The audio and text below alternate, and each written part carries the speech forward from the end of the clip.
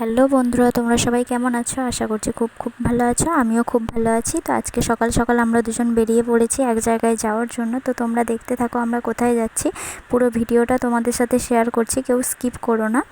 দেখো, আমরা সাইকেলে যাচ্ছিলাম, সাইকেলের টায়ারটা মাঝ রাস্তায় বাস্ট করে গেছে। তো আমরা হেঁটে হেঁটে যাচ্ছিলাম সাইকেল দোকান পর্যন্ত। এখানে ঠাকুর তৈরি করছিল, তাই একটু দেখিয়ে দিলাম তোমাদেরকে।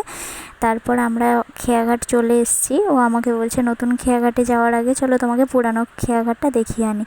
তো সেখানে ছিল একটা এই যে মনসা মন্দির, এইখানে পুরানো মন্দিরটা আছে। তারপর আমরা দেখো পুরানো খেয়াঘাটে যাচ্ছি। এখানে আগে টিকিট কাউন্টার ছিল, আর এইটা ছিল দ্বিতীয় খেয়াঘাট। মানে এইদিকে আগে প্রথম লঞ্চ আসতো, আর ডান দিকের যেটা দেখতে পাচ্ছ তোমরা ওটাতে তারপর আসতো। কিন্তু এখন সব কিছুই বন্ধ হয়ে গেছে, আর একটা নতুন খেয়াঘাট হয়েছে, সেটাই তোমাদেরকে দেখাবো চলো। তো আমরা এটা পুরোটা দেখে নিলাম। এখান থেকে দেখো সেইটাও দেখা যাচ্ছে অল্প, আর এখানে অনেক দোকান ছিল, বন্ধ হয়ে গেছে। তারপর আমরা এই যে নতুন খেয়াঘাটটায় চলে এসেছি। এসে এই যে দেখো বন্ধুরা, আমি মেট্রোতে চড়েছিলাম, যেরকম করা ছিল, এটাকে কি বলে জানি না, এরকম এখানেও করা আছে। তো এখানে ভিতরে একটু দেখবো বলে ওরা বলছে না টিকিট না কাটলে হবে না। তারপর আমরা ভাবলাম একটু নদীর ধারে ঘুরে নিই, যেহেতু লঞ্চ একটু দেরিতে আসবে। আমি প্রথমবার লঞ্চে উঠবো, তাই খুব এক্সাইটেড। আমি কখনো এখনো অবধি উঠিনি।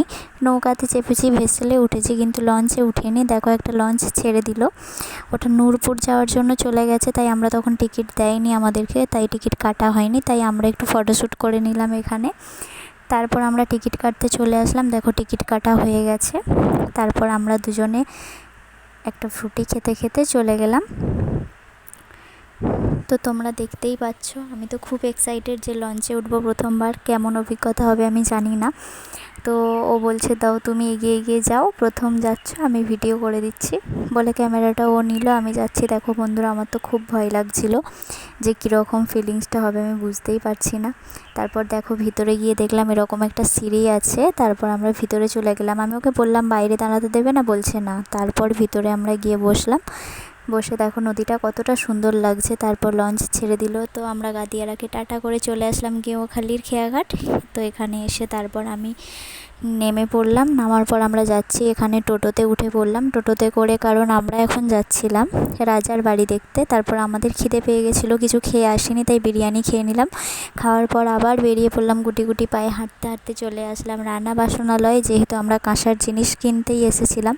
তারপর একটু রথটাকে দেখে নিলাম, যেহেতু যারা দোকানে দেখায় ওই দাদাগুলো খেতে গেছিলো। তারপর রথটা দেখার পর আমরা আইসক্রিম খেতে খেতে একটু পুরনো রাজার বাড়িতে ঘুরে আসতে যাচ্ছিলাম। দেখো আমরা দুজন গল্প করতে করতে চলে গেলাম রাজার বাড়ি, যে প্রথমবার রাজার বাড়ি দেখবো। তোমরা কে কে দেখেছো অবশ্যই কমেন্ট করবে। মহিষাদলের রাজার বাড়ি দেখো, এত বড় গেট, আমি তো কোনোদিনও আসিনি, প্রথমবার আসছিলাম। আমার বর তো অনেকবার এসছে। তো এখানে সকলেই দেখতে আসছিল। এখানে সিকিউরিটি গার্ড বসে আছে, আর ভিতরে যে টিকিট কাউন্টার, ওনার কাছ থেকে টিকিট কেটে নিল।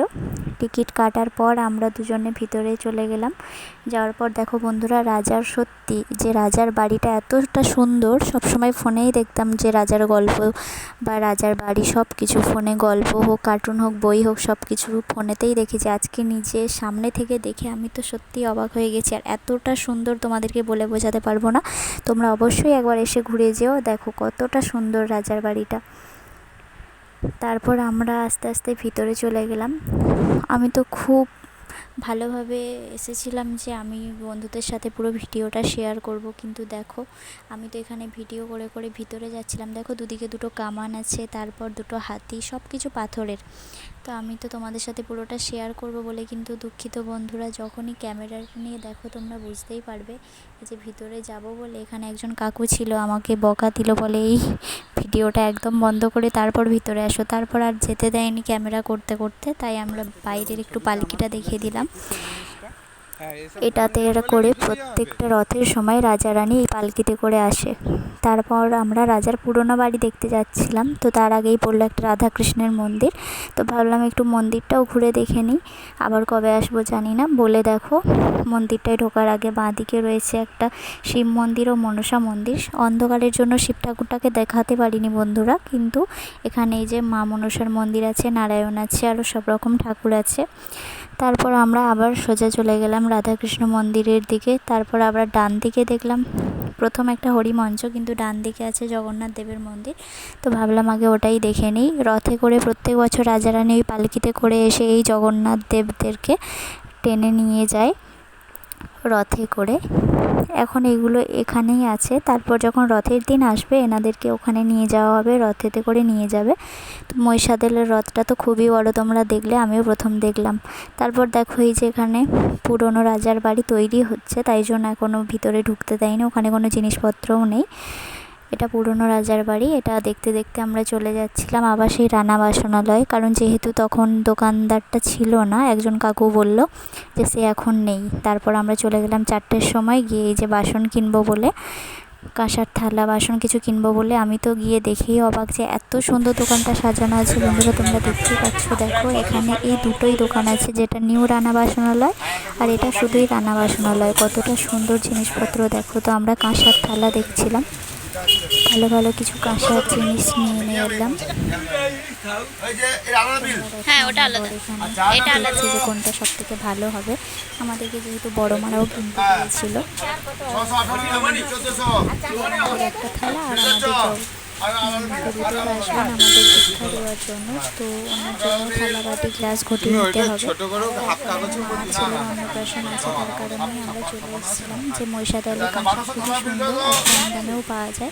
সেক্ষেত্রে রথটাও দেখা হয়ে গেল আর রাজার বাড়িটাও ঘোরা হয়ে গেল।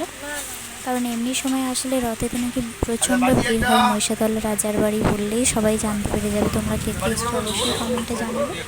তো আমি এখানে দেখো পাগল হয়ে গেছো? এই গ্লাসটা তো তাতে হবে, গ্লাসটা তাতে দাও না। এই কি বলতো?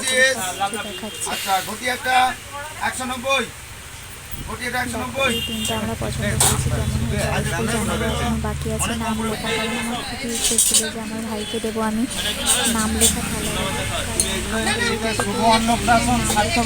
কখনো দেখিনি, আমি এখানে এসে শ্বশুর বাড়িতে এসে প্রথম দেখলাম, তাই আমার খুব ইচ্ছা প্রথম থেকে যে আমিও আমার ভাইকে দেবো নাম লেখা থালা। আমার ছোটো মামার ছেলের অন্নপ্রাশন নিয়ে নিলাম।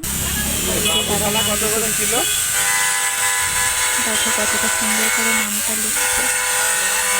আমি তো প্রথম দেখলাম যে কাঁসার থালাতে কীভাবে নাম লিখতে হয়, আগে কখনো দেখিনি। দেখো কতটা সুন্দরভাবে নামটা লিখে দিল, কিন্তু নাম লেখার ছবিটা তোমাদেরকে আমি দেখাতে পারলাম না।